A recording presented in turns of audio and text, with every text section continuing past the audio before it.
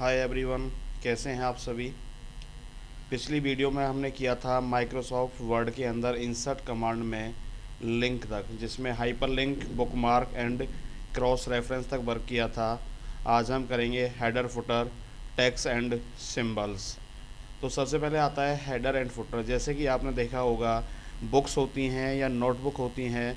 नोटबुकों में पेज के टॉप में ऊपर की तरफ कुछ हेडिंग्स डली होती है। जैसे नोटबुकों में होता है पेज नंबर या डेट हमारी मेंशन हुई होती है। उसी तरीके से हम कोई भी नोट्स रेडी कर रहे हैं तो नोट्स रेडी करते समय हम अपने पेज के टॉप एंड बॉटम दोनों तरफ कुछ भी हेडिंग दर्शाने के लिए हेडर एंड फुटर का यूज किया जाता है। तो सबसे पहले हम हेडर पे क्लिक किया तो आपके सामने बहुत सारी टाइप्स आ रही हैं। जो भी टाइप्स आपको चाहिए वो टाइप्स हम यहाँ से चूज कर सकते हैं। जैसे कि हमने यहाँ से टाइप्स ली फर्स्ट, जिसके अंदर कह रहा है पिक दी डेट। यहाँ से जो भी आपकी डेट हो रही होगी हमने टुडे डाल दिया। जैसे कि मार्च 2 आपका यहाँ से टाइप दी। इसके अंदर टाइटल के अंदर आप जो भी टाइटल दर्शाना चाहते हो, जैसे हम कंप्यूटर के ऊपर वर्क कर रहे हैं तो हमने यहाँ से डाल दिया व्हाट इज ए कंप्यूटर। इसी तरीके से पेज को नीचे किया। फुटर में आता है हमने किटेक एजुकेशन सेंटर डाल दिया। इसके बाद जैसे ही हम एंटर करते हुए टेक्स्ट को आगे की तरफ लेके जाएंगे या एक से अधिक पेज होंगे तो हर पेज पर ऑटोमेटिकली आप देख रहे हो, जैसे फर्स्ट पेज था हमारा, फर्स्ट पेज के अंदर हेडिंग्स आ गई। नीचे आपका सेकंड पेज है, सेकंड पेज पर भी हेडिंग आ जाएगी। इसी तरीके से कंटिन्यूअस आप जितने भी पेज लोगे हर पेज के ऊपर हेडिंग ऑटोमेटिकली इंसर्ट होती हुई चली जाएगी। आगे आता है पेज नंबर। यहाँ से कह रहा है कि आप पेज के ऊपर पेज नंबर दर्शाना चाहते हो, टॉप, बॉटम, लेफ़्ट, राइट, यहाँ से जिस भी एंगल से आप दर्शाना चाहते हो। जैसे हमने यहाँ से दर्शाया, आपको दिखाई दे रहा है फर्स्ट पेज पर पेज नंबर 1, नीचे आपको पेज नंबर 2। जैसे ही हम एंटर करते हुए नेक्स्ट पेज पे जाते हैं तो आपके सामने ऑटोमेटिकली थर्ड पेज पर भी ये सारी कंडीशंस ऑटोमेटिकली अप्लाई हो जाती हैं।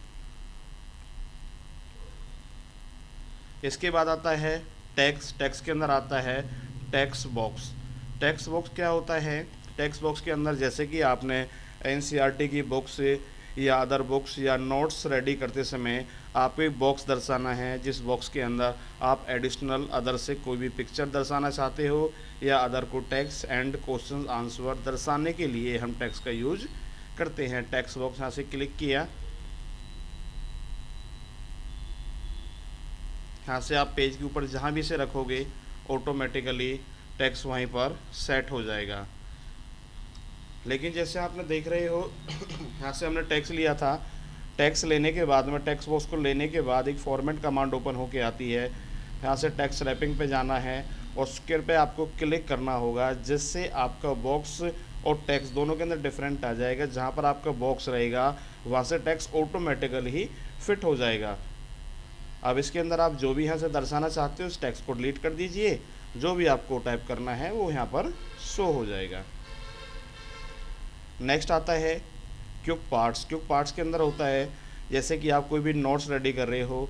नोट्स रेडी करते समय आपको अपने नोट्स के अंदर डॉक्यूमेंट प्रॉपर्टीज़ में जाने के बाद आप बुक्स रेडी कर रहे हो तो बुक के ऑथर का नाम डालना है, आपकी कोई कंपनी है, कंपनी का कोई एड्रेस डालना है, या फिर आप कोई मेल्स शो कराना चाहते हो या फैक्स नंबर या कंपनी फ़ोन नंबर या स्टेटस, टाइटल, सब्जेक्ट XYZ आप कुछ भी दर्शाना चाहते हो वो यहाँ पर दर्शा सकते हो। जैसे कि हमने यहाँ से कंपनी ईमेल पर क्लिक किया और हमने यहाँ से दर्शा दिया कि tech843@gmail.com।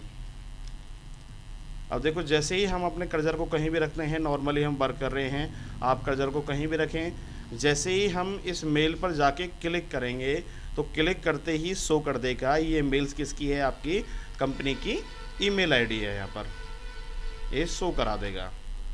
नेक्स्ट आता है वर्ड आर्ट। वर्ड आर्ट के अंदर आप कोई भी स्टाइलिश वर्ड टाइप कर सकते हो। जैसे कि हमने यहाँ से क्लिक किया, टाइप्स लिया, यहाँ से हमने डाल दिया मुकेश जांगड़ा, ओके। लेने के बाद फॉर्मेट कमांड आपके सामने ऑटोमेटिकली ओपन होके आती है। फर्स्ट में कह रहा टेक्स्ट एडिटिंग, यदि आप इस टेक्स्ट के साथ अदर कोई एडिटिंग करना चाहते हो, चेंजेबल करना चाहते हो, वो यहाँ से हम कर सकते हैं। नेक्स्ट आ स्पेसिंग, वेरी टाइट, एक दूसरे से टच हो जाएगा हमारा टेक्स्ट, टाइट पर फिर भी टच रहेगा, और नॉर्मल में नॉर्मल। इसी तरीके से आप लूज करना चाहते हो काफ़ी, तो वेरी लूज कीजिए, तो आपका टेक्स्ट ऑटोमेटिकली गैपिंग हो जाएगी। तो नॉर्मल रखेंगे, यहाँ से इवन हाइट, ऑल टेक्स्ट की जो हाइट है वो चेंज हो जाएगी, समान हो जाएगी। यहाँ से टेक्स्ट को हम वर्टिकल या हॉरिजेंटल किसी भी एंगल में हम इसे यहाँ से शो करा सकते हैं। आगे है अलाइनमेंट्स, अलाइनमेंट के अंदर आता है लेफ्ट, राइट, सेंटर, जस्टिफाई। जैसे ही आपके पास टेक्स्ट एक से अधिक होगा, हम यहाँ से टेक्स्ट के अंदर एडिटिंग करते हैं। हम इस टेक्स्ट को 2 लाइनों के अंदर ले लेते हैं और आपने यहाँ से ओके किया तो टेक्स्ट ऊपर नीचे आ गया। यहाँ से हम टेक्स्ट इज लेफ़्ट करते हैं, तो लेफ़्ट करते ही सामने से ऑटोमेटिकली समान हो जाएगा टेक्स्ट। इसके बाद आप यहाँ से टेक्स्ट के अंदर स्टाइल चेंज करना चाहते हो, वो भी हम यहाँ से चेंज कर सकते हैं। नेक्स्ट है शेप्स के अंदर कलर फिल करना। आप टेक्स्ट के अंदर अपनी तरफ से कोई चेंजेबल कलर फिल करना चाहते हो, या आप इसके अंदर कोई पिक्चर्स लगाना चाहते हो, तो हम पिक्चर्स पर क्लिक करेंगे। यहाँ से हमने कोई भी पिक्चर चूज की, जहाँ भी आपके सिस्टम में पिक्चर्स पड़ी होंगी तो हम डेस्कटॉप से पिक्चर चूज करेंगे।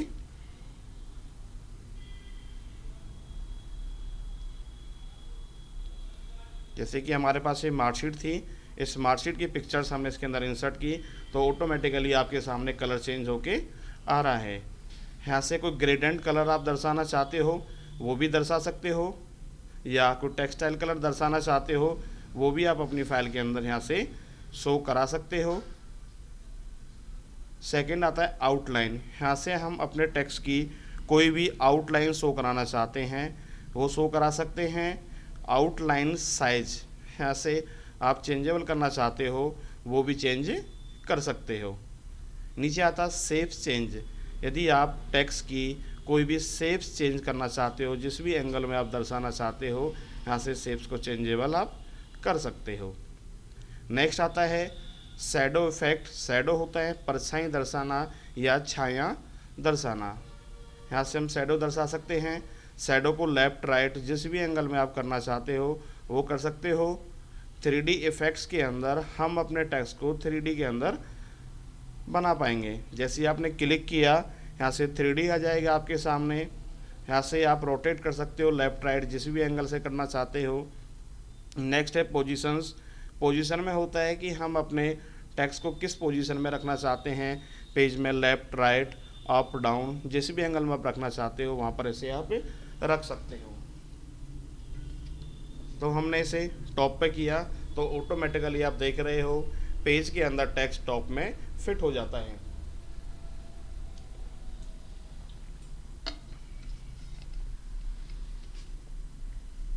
इसके बाद हम करेंगे यहाँ से text wrapping in front of text. करने के बाद हम अपने टेक्स्ट को मूवेबल कर पाएंगे, जैसे कि आप किसी भी एंगल में या पेज में किसी भी स्थान पर ले जाके इसे रख सकते हो। ऊपर आता है send to back. Send behind text करने के बाद हमारे पेज के अंदर जो टेक्स्ट था वो फ्रंट में शो हो जाएगा, और हमने जो भी इमेज लगाई थी या जो हमारा 3D टेक्स्ट था वो उसके बैक में शो हो जाएगा। Wing in front of text के अंदर हम वापस अगेन टेक्स्ट को 3D मूव में टॉप पर शो करा सकते हैं। एलिंग होता है टेक्स्ट, हम इस टेक्स्ट को लेफ्ट राइट बॉटम जिस भी एंगल में दर्शाना चाहते हैं यहाँ से उस एंगल में दर्शा सकते हैं। रोटेट, हम यहाँ से इसे रोटेट करना चाहते हैं। अपने टेक्स्ट को तो रोटेट कर सकते हैं जिस भी एंगल से रोटेट करना चाहोगे। आगे आता है टेक्स्ट की हाइट एंड विड्थ। इनको भी आप यहाँ से चेंजेबल कर सकते हो, या डायरेक्टली आप कॉर्नर से अप या डाउन करना चाहते हो वहाँ से भी आप इसे डाउन कर सकते हो। नेक्स्ट आता है ड्रॉप कैप। ड्रॉप कैप के अंदर आता है, जैसा कि आपने न्यूज़पेपरों में देखा होगा, टेक्स्ट का फर्स्ट लेटर किस एंगल में हम इसे दर्शाना चाहते हैं वो दर्शा सकते हैं। सेकंड आता है सिग्नेचर लाइन। सिग्नेचर लाइन के अंदर आता है जैसे कि आप वर्क कर रहे हो, कोई लेटर आपने टाइप किया तो वहाँ पर किसी अधिकारी के सिग्नेचर को दर्शाने के लिए सिग्नेचरी का यूज किया जाता है। नेक्स्ट है date and time. All shift D से आपके सिस्टम में जो भी डेट है वो शो हो जाएगी, ऑल शिफ्ट टी से टाइम आप यहाँ पर शो करा सकते हो।